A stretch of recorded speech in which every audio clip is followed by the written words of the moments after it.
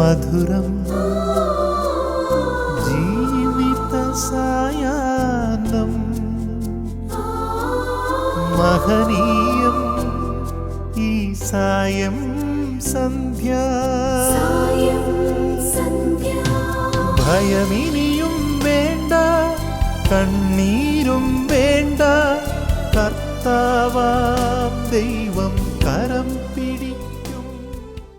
ഈശംശിഹായ്ക്ക് സ്തുതിയായിരിക്കട്ടെ.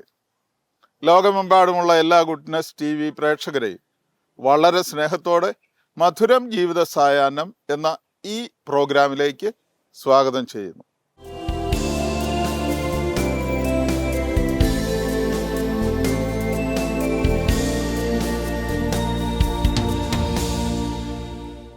പ്രിയമുള്ളവരെ, മധുരം ജീവിത സായാഹ്നം എന്ന ഈ പ്രോഗ്രാമിൽ ജീവിതത്തിൻ്റെ സായങ്കാലം പ്രായമായ മാതാപിതാക്കൾ അവരെ വിലയുള്ളവരായി കണ്ട് സ്നേഹിച്ച് കരുതലോടെ പരിഗണിച്ച് ശ്രദ്ധ കൊടുത്ത് കരുതൽ കൊടുക്കുന്ന മക്കളുള്ള നല്ല കുടുംബമാണ് ഈ പ്രോഗ്രാമിൽ നിങ്ങൾക്ക് പരിചയപ്പെടുത്തുന്നത്.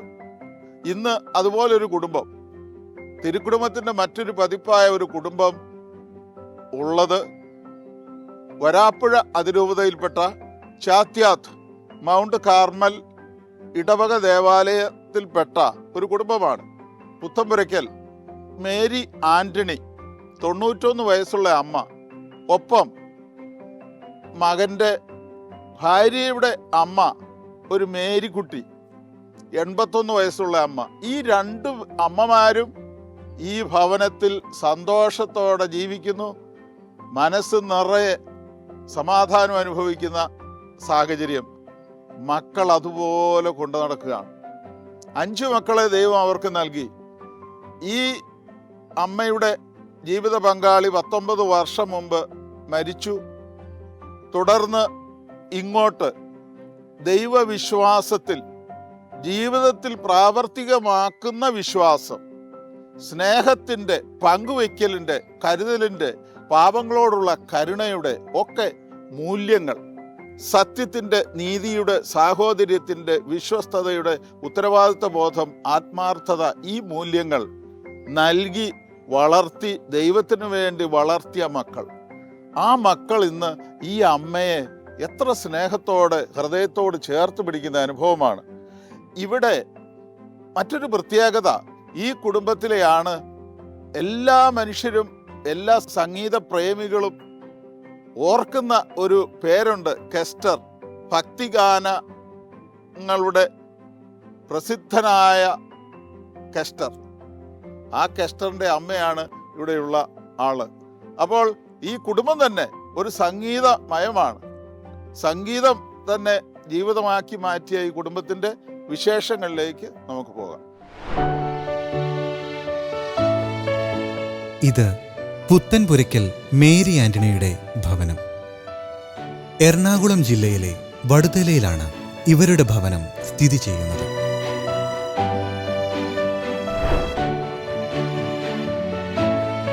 മൗണ്ട് കാർമൽ ചർച്ച് ചാത്തിയത്താണ് ഇവരുടെ ഇടവക ദേവാലയം.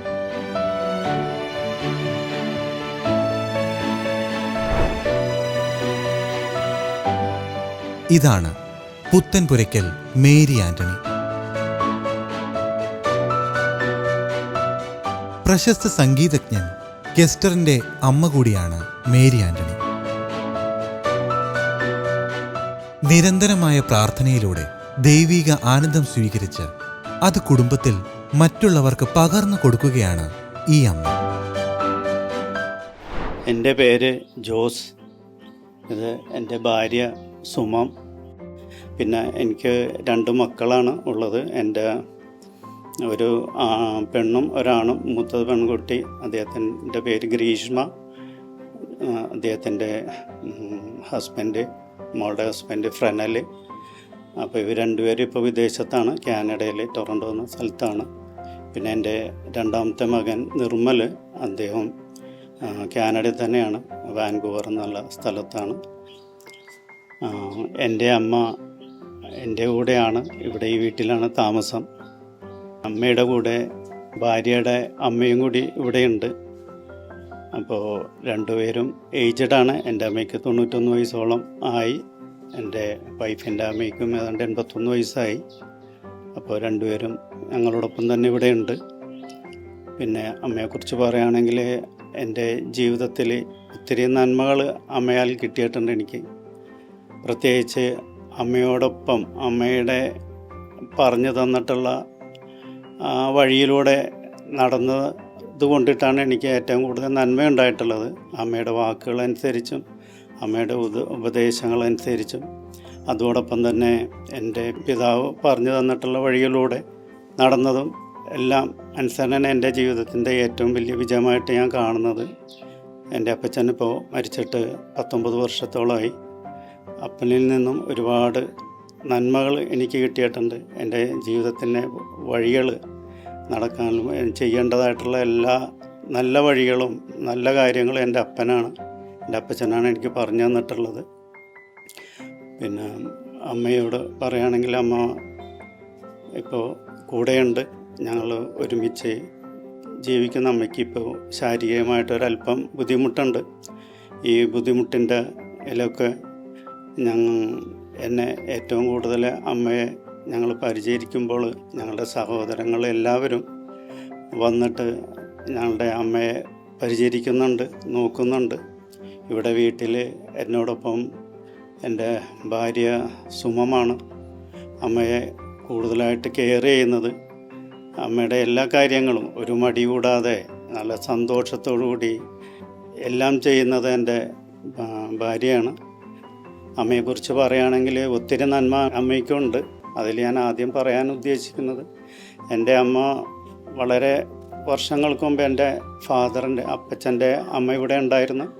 അമ്മ 95 വയസ്സായപ്പോഴാണ് മരിച്ചത്. പക്ഷേ ഈ 95 വയസ്സും പ്രായാധിക്യത്തിലും എൻ്റെ അമ്മ ആ അമ്മൂമ്മയെ വളരെ കാര്യമായിട്ട് സ്നേഹത്തോടുകൂടി മരിക്കുന്നവരേക്കും പരിചരിച്ച് ഒരു ബുദ്ധിമുട്ടോ അല്ലെങ്കിൽ ഒരു വെറുപ്പോ അല്ലെങ്കിൽ എന്തെങ്കിലും ഒരു വിഷമതകൾ ഒന്നും ഒരു മടി കൂടാണ്ട് ഒത്തിരി സന്തോഷത്തോടെ അമ്മ നോക്കിയിട്ടുണ്ട്.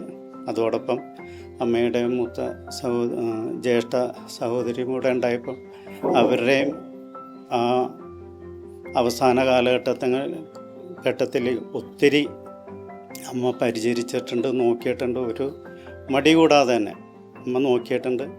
അപ്പോൾ ഞാനിപ്പോൾ മനസ്സിൽ വിചാരിക്കുന്നത് അമ്മ ചെയ്തിട്ടുള്ള ആ ഒത്തിരി നന്മകളാണ് പൂർവികർക്കൊക്കെ കൊടുത്ത് അല്ലെങ്കിൽ നോക്കി വളരെ ത്യാഗത്തോടി സന്തോഷത്തോടി ചിരിച്ചുകൊണ്ട് അമ്മ അവരുടെ മാതാപിതാക്കളും സഹോദരങ്ങളെ നോക്കിയതിൻ്റെ ഒരു നന്മയാണ് ഇന്ന് എൻ്റെ അമ്മയിൽ കാണുന്നത്. അമ്മ ഇത്രയും സന്തോഷത്തോടെ ഞങ്ങളോടൊപ്പം ഇരിക്കുന്നതും ആരോഗ്യത്തോടുകൂടി ഇരിക്കുന്നതും അത് ദൈവത്തിൻ്റെ വലിയ ഒരു കൃപയും അനുഗ്രഹമാണ്.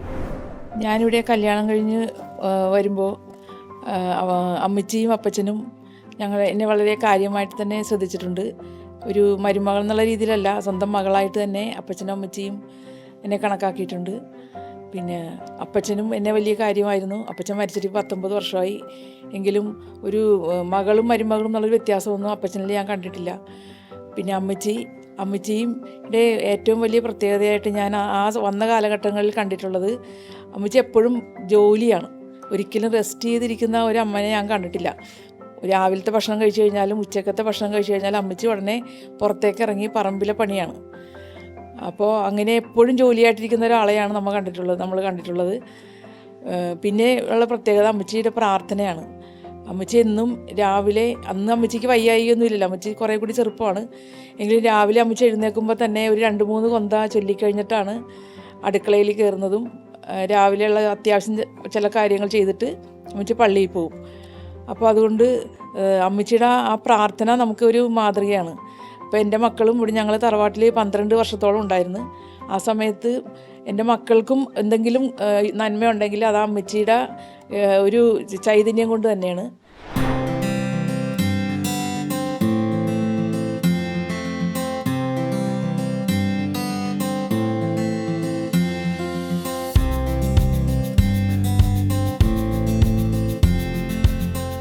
മാതൃസ്നേഹത്തിന്റെ വിലയറിഞ്ഞ മക്കൾ അമ്മയെക്കുറിച്ച് പറയുമ്പോൾ സന്തോഷം കൊണ്ട് കണ്ണുകൾ നിറയും.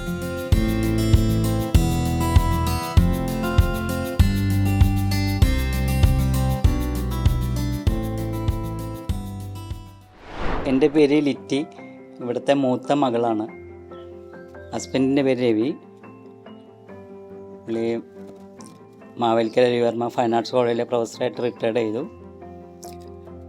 അമ്മയെക്കുറിച്ച് പറയുകയാണെങ്കിൽ അമ്മയുടെ 3 കാര്യങ്ങളാണ് എന്നെ വളരെയധികം ആകർഷിച്ചിട്ടുള്ളത്. ഒന്ന് വിശുദ്ധ കുർബാന, രണ്ടാമത് കൊന്ത, മൂന്നാമത് കുരിശിൻ്റെ വഴി. അതെന്നെ കൂടുതൽ ആകർഷിച്ചതിൻ്റെ കാരണം എന്താണെന്ന് ചോദിച്ചാൽ, അമ്മ ചെറുപ്പം മുതലേ തന്നെ വിശുദ്ധ കുർബാന കൂടുകയും ഞങ്ങളെ അത് പഠിപ്പിക്കുകയും ചെയ്തിരുന്നു. ഇപ്പോഴും അമ്മ കൊന്ത ചൊല്ലിയിട്ടാണ് എല്ലാ സമയവും കിടക്കുന്നത്. 3 മണിയാകുമ്പോൾ കരുണക്കൊന്ത ചൊല്ലും. ആ കരുണക്കൊന്തയിലും ആത്മാക്കൾക്ക് വേണ്ടിയാണ് പ്രാർത്ഥിക്കുന്നത്. ഈ കുടുംബത്തിലുള്ള എല്ലാ അംഗങ്ങൾക്ക് വേണ്ടിയും പ്രാർത്ഥിക്കുന്നു. നന്മ നിറഞ്ഞ മറിയമേ നിനക്ക് സ്തുതി, കർത്താവ് അങ്ങയുടെ കൂടെ, സ്ത്രീകളിൽ അങ്ങ് അനുഗ്രഹിക്കപ്പെട്ടവളാവുന്നു. അങ്ങയുടെ ഉദരത്തിൻ ഫലമായി ഈശോ അനുഗ്രഹിക്കപ്പെട്ടവനാവുന്നു. പരിശുദ്ധ മറിയമേ തമ്പുരാൻ്റെ അമ്മേ, പാപികളായ ഞങ്ങൾക്ക് വേണ്ടി ഇപ്പോഴും ഞങ്ങളുടെ മരണസമയത്തും തമ്പുരാനോട് അപേക്ഷിച്ചുകൊള്ളണമേ. ആമേൻ. ഇതിൽ നിന്ന് അമ്മച്ചി എന്നെ പഠിപ്പിച്ചത് എന്താണെന്ന് വെച്ചാൽ, സ്വർഗസ്ഥനായ ഞങ്ങളുടെ പിതാവേ എന്നുള്ളത് യേശു ക്രിസ്തു നേരിട്ട് പഠിപ്പിച്ച ഒരു പ്രാർത്ഥനയാണ്. പിന്നീടുള്ള ഒരു വരി ഏലീശോ അമ്മയ്ക്ക് അല്ലെങ്കിൽ മറിയത്തിൻ്റെ മംഗളവാർത്ത അറിയിക്കുന്നതാണ്. അത് ദൈവം നേരിട്ട് ഗബ്രിയേൽ മാലാഖ വഴിയായിട്ട് മംഗളവാർത്ത അറിയിക്കുന്നു. മൂന്നാമത് അദ്ദേഹം തിരുസഭ കാര്യങ്ങളെല്ലാം കൂട്ടിച്ചേർത്തു. അത് കഴിഞ്ഞ് പിതാവിനും പുത്രനും പരിശുദ്ധാത്മാവിനും സ്തുതി എന്നുള്ള ഏകദൈവത്തെക്കുറിച്ചുള്ള ഒരു സംഗതിയാണ്. അപ്പോൾ ഈ ഓരോ വരികളുടെയും അർത്ഥം അറിഞ്ഞുകൊണ്ട് ഞങ്ങൾക്ക് കൊന്ത ചെല്ലാൻ കഴിയുന്നത് വളരെ വലിയ ഒരു അനുഗ്രഹമായിട്ടാണ് എനിക്ക് തോന്നുന്നത്. അത് വളരെ അധികം നല്ലൊരു കാര്യമായിട്ട് ഞാൻ കാണുന്നു. അതുപോലെ കുരിശിൻ്റെ വഴിയും. എൻ്റെ ഫാദർ മരിച്ചിട്ട് ഇപ്പോൾ 19 വർഷമായി. അദ്ദേഹത്തിൽ നിന്നും കുറേയധികം അനുഭവങ്ങൾ എനിക്ക് ലഭിച്ചു.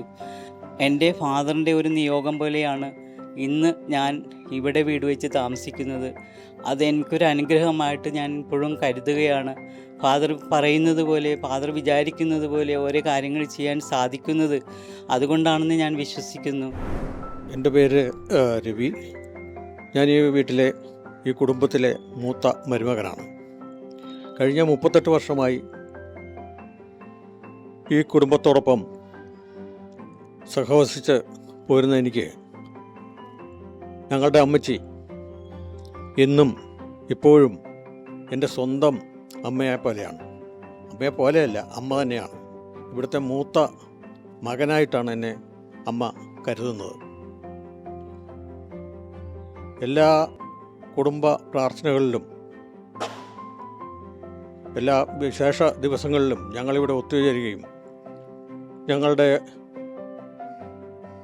എല്ലാ കാര്യങ്ങളും ഷെയർ ചെയ്യുകയും ഈ കുടുംബത്തോടൊപ്പം എന്നും ഒരു നല്ല വ്യക്തിത്വമായി നിലകൊള്ളുകയും ചെയ്യുവാൻ എനിക്ക് കഴിയുന്നത് ഈ വീട്ടിലെ എല്ലാ അംഗങ്ങളുടെയും സഹകരണവും കൊണ്ട് മാത്രമാണ്.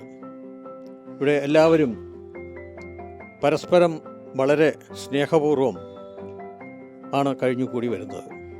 ഞങ്ങളുടെ ഓരോരുത്തരുടെയും ജീവിത ഉന്നമനത്തിനായി ഓരോ വ്യക്തിയും പരസ്പരം ഷെയർ ചെയ്യുകയും സഹായിക്കുകയും ഒക്കെ ചെയ്യുന്നത് മറ്റെങ്ങും കാണപ്പെടാത്ത ഒരു അനുഭവമായിട്ടാണ് എനിക്ക് തോന്നിയിട്ടുള്ളത്.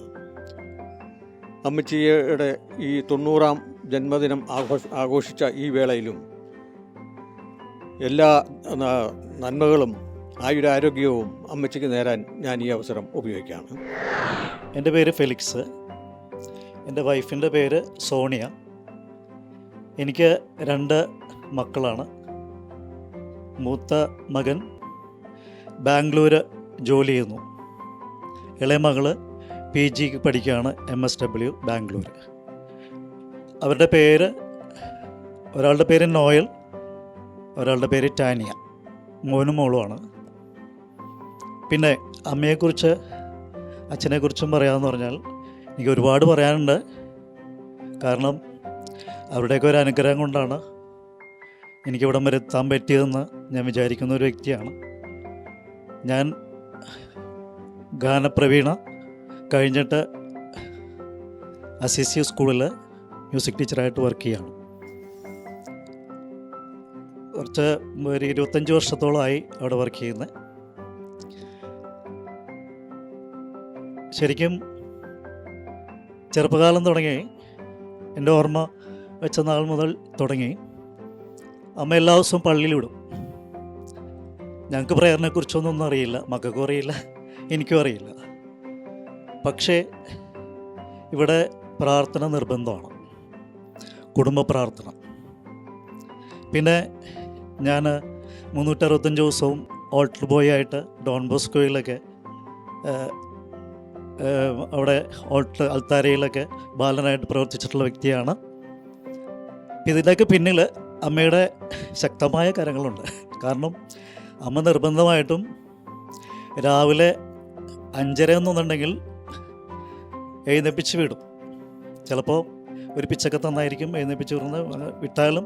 അങ്ങനെ ഞങ്ങൾ മിക്കവാറും എല്ലാവരെയും നിർബന്ധിച്ച് പ്രാർത്ഥനയിലും പള്ളിയുടെ കാര്യങ്ങളിലൊക്കെ പങ്കെടുപ്പിക്കുന്ന ഒരു വ്യക്തിയായിരുന്നു അമ്മ.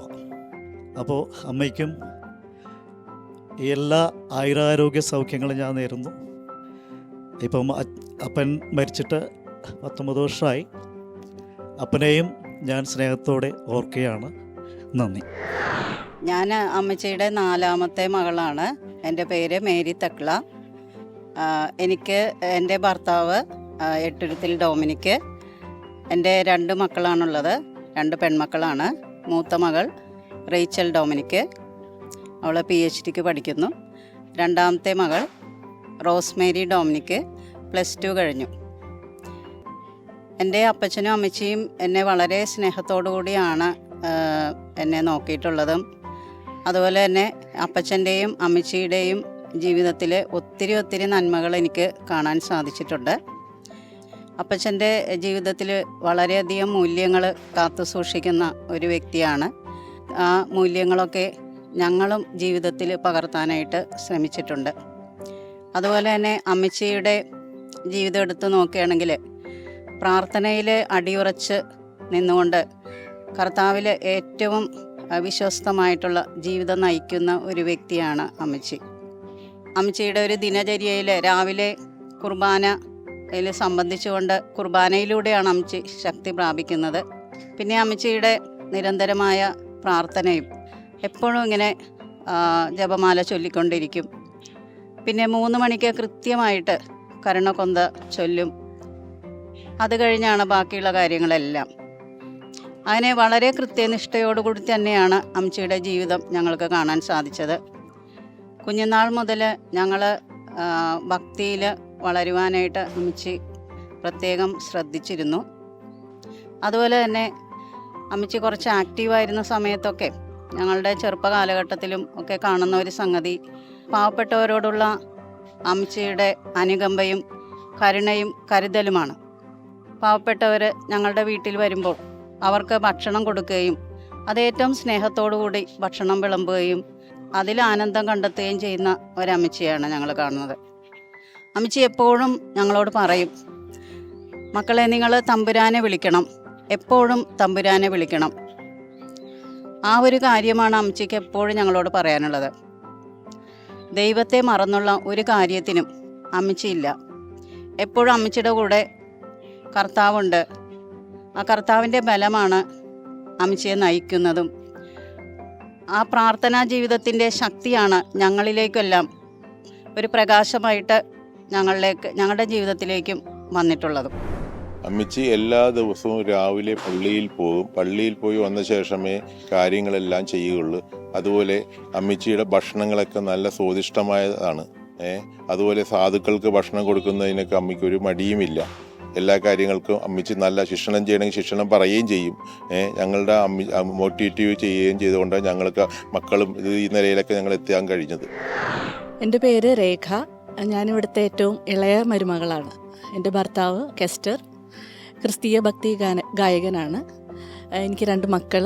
കൃപ, അവൾ ഡിഗ്രി ഫസ്റ്റ് ഇയർ സെൻറ്റ് റിസസ് കോളേജിൽ എറണാകുളത്ത് പഠിക്കുന്നു. മകൻ ക്രിസ് ആൻഡോ കെസ്റ്റർ, അവൻ 10th standard Rajagiri public school കളമശ്ശേരിയിൽ പഠിക്കുന്നു. ഞാൻ 2005 വിവാഹിതയായിട്ട് ഈ വീട്ടിൽ വരുന്നത്. അപ്പോൾ അപ്പച്ചൻ അന്ന് 80 വയസ്സും അമ്മച്ചിക്ക് 70 വയസ്സുമാണ് പ്രായം. അപ്പോൾ എനിക്ക് വളരെ സവിശേഷമായിട്ട് തോന്നിയൊരു പ്രത്യേകത എന്താ വെച്ചാൽ മക്കളെല്ലാവരും എപ്പോഴും കൂടെ വേണം എന്നാഗ്രഹിക്കുന്ന ഒരു കുടുംബമാണ്. എല്ലാവരും എൻ്റെ അടുത്ത് വേണം, മരുമക്കളാണെങ്കിലും പേരക്കുട്ടികളാണെങ്കിലും എല്ലാവരും അടുത്ത് വേണം എന്നാണ് ആഗ്രഹം. അപ്പോൾ ഞങ്ങളുടെ കുടുംബത്തിലെ ഒരു ബർത്ത്ഡേ ആകട്ടെ, വെഡിങ് ആനിവേഴ്സറി ആകട്ടെ, എന്തെങ്കിലും ഒരു സെലിബ്രേഷൻ ആവട്ടെ, അപ്പച്ചൻ എല്ലാവരെയും ഫോണിൽ വിളിക്കുന്ന ഒരു കാഴ്ചയാണ് ഓർമ്മ വരുന്നത്. പല തിരക്കുകളിലായിരിക്കും മക്കളെല്ലാവരും. നിങ്ങൾ വരില്ലേ എന്ന് ചോദിക്കും. അപ്പോൾ വരുന്നു, നമ്മൾ വീട്ടിലെല്ലാവരും കൂടുന്നു, കേക്ക് മുറിക്കുന്നു, പ്രാർത്ഥിക്കുന്നു, ഭക്ഷണം കഴിക്കുന്നു. നല്ലൊരു സന്തോഷകരമായിട്ടുള്ള ഒരു ഓർമ്മയാണ്. അതുപോലെ അമ്മച്ചിയെക്കുറിച്ച് പറയുമ്പോൾ ഏറ്റവും ആദ്യമായിട്ട് പറയാനുള്ളത് ദൈവവിശ്വാസത്തിൽ അത്ര കണ്ട് ആഴമേറിയതും അടിയുറച്ചതുമായിട്ടുള്ളൊരു ദൈവവിശ്വാസമുള്ള ഒരു വ്യക്തിയാണ്. അത് പ്രാർത്ഥന ചൊല്ലുന്ന കാര്യങ്ങൾ മാത്രമല്ല, നിത്യജീവിതത്തിലെ ഓരോ കാര്യങ്ങളും പ്രാർത്ഥനയിലാണ്. അപ്പോൾ നന്നായിട്ട് ഭക്ഷണം പാകം ചെയ്യുന്ന ഒരാളാണ്. പക്ഷേ ഭക്ഷണം പാകം ചെയ്യുന്നതിന് മുമ്പ് പ്രാർത്ഥിക്കും. കഴിക്കുന്നവർക്കിത് രുചികരമാക്കി കൊടുക്കണേ എന്നാണ് പ്രാർത്ഥന. അപ്പോൾ അങ്ങനെ ഓരോ കാര്യങ്ങളും എനിക്ക് ഞാൻ എൻ്റെ വിവാഹം കഴിഞ്ഞിട്ട് 1-2 ദിവസത്തിനുള്ളിൽ തന്നൊരു നല്ലൊരു ഉപദേശം, അത് ജീവിതത്തിൽ ഒരിക്കലും മറക്കില്ല. അമ്മച്ചി പറഞ്ഞത്, നമ്മളുടെ ജീവിതത്തിലെ ഏത് പ്രതിസന്ധി ഘട്ടമാണെങ്കിലും ഒരു പ്രാർത്ഥനയുടെ ഒരു തിരി കെടാതെ കാത്തു സൂക്ഷിക്കണം എന്നുള്ളതാണ്. അപ്പോൾ അന്ന് അതിൻ്റെ ആഴം അത്രയ്ക്ക് മനസ്സിലായില്ല. കാര്യം കഠിനമായ പ്രതിസന്ധികളിലൂടെ ഒന്നും കടന്നു പോകാനുള്ള ഒരു പ്രായമായിട്ടുണ്ടായിരുന്നില്ല. പക്ഷെ പിന്നീട് നമ്മുടെ ജീവിതത്തിൽ പലവിധ പ്രതിസന്ധികളെ അഭിമുഖീകരിച്ചപ്പോഴാണ് ഓരോ പ്രതിസന്ധി ഘട്ടത്തിലും ഒരു കാറ്റിൽ ഉലയാത്ത ഒരു ദീപനാളമായിട്ട് ആ ഒരു പ്രാർത്ഥനയുടെ കൈത്തിരി കത്തിച്ചു വെക്കേണ്ടതിൻ്റെ ഒരു ആവശ്യകത മനസ്സിലായത്. അമ്മച്ചിയുടെ ഒരു റൊട്ടീൻ തുടങ്ങുന്നത് രാവിലെ ഒരു തിരി കത്തിച്ച്, നമ്മുടെ നടയിൽ ഒരു തിരി കത്തിച്ച് പ്രാർത്ഥനയോടുകൂടിയാണ്. അപ്പോൾ ഞങ്ങൾ രാവിലത്തെ തിരക്കുകളിൽ കുട്ടികളെ സ്കൂളിൽ വിടണം, നമ്മളുടെ ജോലി തിരക്ക്, ബസ് പിടിക്കണം, ട്രെയിൻ പിടിക്കണം. അപ്പോൾ ഇതിൻ്റെയൊക്കെ തിരക്കിൽ നമ്മൾ വീട്ടിൽ അങ്ങോട്ടും ഇങ്ങോട്ടും ഓടുമ്പോഴും കർത്താവിൻ്റെ നടയിൽ നമുക്ക് വേണ്ടി കത്തിയിരിക്കുന്ന ഒരു തിരി കാണും. അപ്പോൾ നമുക്കൊരാശ്വാസമാണ്. നമ്മളുടെ ഇന്നത്തെ ജീവിതത്തിലെ എല്ലാ കാര്യങ്ങളും ക്രമപ്പെടുത്താനായിട്ടുള്ള ഒരു പ്രാർത്ഥന നമ്മൾ പ്രാർത്ഥിക്കുന്നതിന് മുൻപേ ദൈവത്തിൻ്റെ സന്നിധിയിൽ അമ്മച്ചി എത്തിച്ചിട്ടുണ്ട്. അതേപോലെ നല്ല ഒരു മികച്ച ഗായികയാണ് അമ്മച്ചി. അപ്പോൾ കെസ്റ്ററിൻ്റെയൊക്കെ ഒരു ബേസ് അമ്മച്ചിയാണെന്ന് പറയും. പക്ഷേ നിർഭാഗ്യവശാൽ അന്നത്തെ ആ ഒരു സാഹചര്യങ്ങളിൽ വലിയൊരു സംഗീതത്തിൽ വലിയ ട്രെയിനിങ്ങോ അങ്ങനെ ഒന്നും കിട്ടാനായിട്ടുള്ളൊരു അവസരം ഉണ്ടായില്ല. അപ്പം അങ്ങനെ ഉണ്ടായിരുന്നെങ്കിൽ തീർച്ചയായിട്ടും ഇന്ത്യയിലെ തന്നെ ഒരു മികച്ച ഗായികയായിരുന്നേനെ എന്ന് കെസ്റ്റർ പറയാറുണ്ട്. സത്യം പറഞ്ഞാൽ ഇത്രയും കരുത്തുറ്റ ഒരു അമ്മയുടെ ഒപ്പം നടക്കാനായിട്ട് സാധിച്ചത് വലിയൊരു ഭാഗ്യമായിട്ട് കരുതുന്നു. എല്ലാ ആയുരാരോഗ്യ സൗഖ്യങ്ങൾ അമ്മച്ചിക്ക് ദൈവം നൽകട്ടെ എന്ന് പ്രാർത്ഥിക്കുന്നു. യേശുനായക മാമക ജീവനായക അടിമലരി നഗതി മമ യേശുനായക മാമക ജീവനായക അടിമലരി നഗതി മമ യേശുനായക കഷ്ടം ജനന നിയന്ത്രണവാദം യുക്തിദവാദം മതരാഹിത്യവാദം കഷ്ടം ജനന നിയന്ത്രണവാദം യുക്തിദവാദം മതരാഹിത്യവാദം കേരള നാട്ടിലെ സന്മാർഗബോധ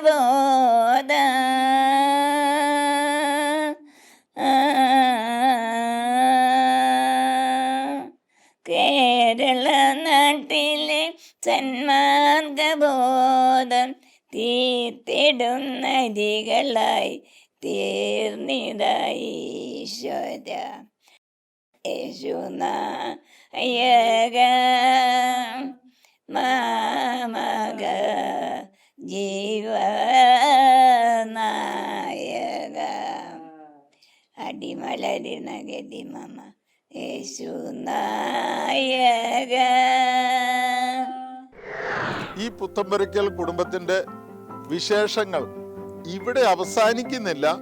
കൂടുതൽ വിശേഷങ്ങളും നല്ല വിശേഷങ്ങളുമായി ഇതിൻ്റെ 2ാം ഭാഗം അടുത്ത ആഴ്ച ഇതേ സമയം ഇതേ ദിവസം. Thank you. മധുരം ജീവിത സായാഹ്നം മഹനീയം ഈ സായം സന്ധ്യ ഭയമിനിയും വേണ്ട കണ്ണീരും വേണ്ട കർത്താവാം ദൈവം കരം പിടിക്കും. ഭയമിനിയും വേണ്ട കണ്ണീരും വേണ്ട കർത്താവാം ദൈവം കരം പിടിക്കും.